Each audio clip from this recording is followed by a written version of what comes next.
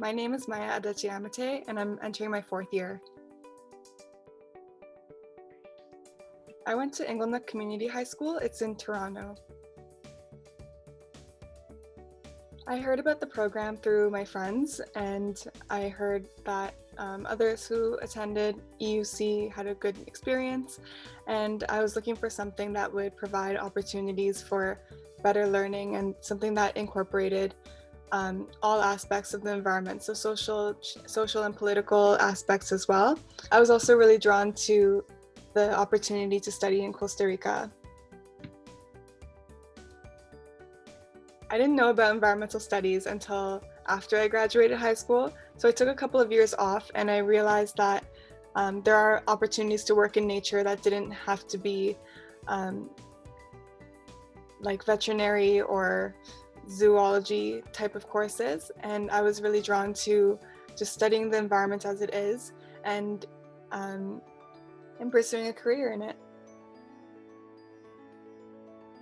My advice would be talk to your TAs, talk to your professors, start getting to know them, talk to other students. I think professors and TAs really admire when students take the initiative to talk to them, and it's a great way of learning more about your professors, learning about what interests and what a stream you want to go into or what field you want to go into once you graduate. And I've been able to create some really great connections with professors and students through talking to them, whether it's in person or online. I did access a lot of academic supports, how to access the library, how to better your writing skills, your resume skills. I attended those kinds of workshops. And as part of the Environmental Urban Change Students Association, in my first year, I actually arranged for a workshop series for mental health. And I got some speakers to come in to facilitate some workshops for students to improve on their mental well-being and just to have a space to talk about well-being.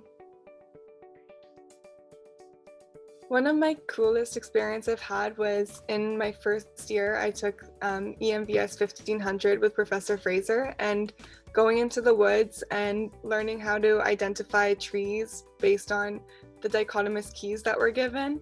That was a really cool experience for me because I'd never done something like that, and I've carried so many of those lessons from that course into my current career. So I've really enjoyed having those kinds of opportunities to learn in a way that's outside of the classroom. I think definitely the student clubs and organizations at York. There's so many of them and there's so much happening all the time, and just the passion of the students when organizing events or rallies or whatever it is just very energizing and just a great energy to be around. And I really do appreciate all the work that goes into organizing to improve student life on campus. I always enjoyed the pond behind the environmental studies building. It's just a nice place to go and see ducks and see geese, and it's just very calming. I've spent a lot of time there. I know everyone says this, but time management, just creating a schedule so that you know when exactly you need to do your work, when exactly you have courses, and when exactly you have other things outside of school. Just plan everything so that you know when you need to do things. I have 2 schedules, 2 calendars.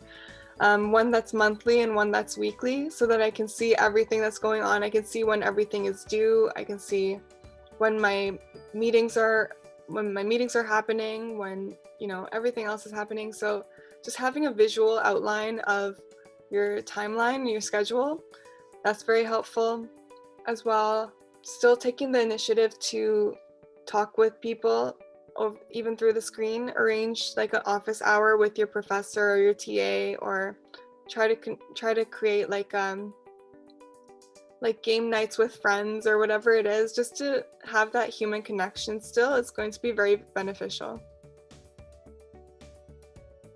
I really want to work in conservation. Right now, I'm working in conservation, and my other job is in environmental education.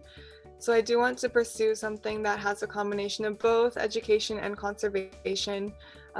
Wildlife conservation, energy conservation, whatever it is, I do want to contribute to environmental and social and political well-being, and delay the climate crisis in a way, which is very optimistic, but I do want to improve the public's awareness of environmental issues, and I want to help people connect with nature better and work towards a better future, both for people and the environment.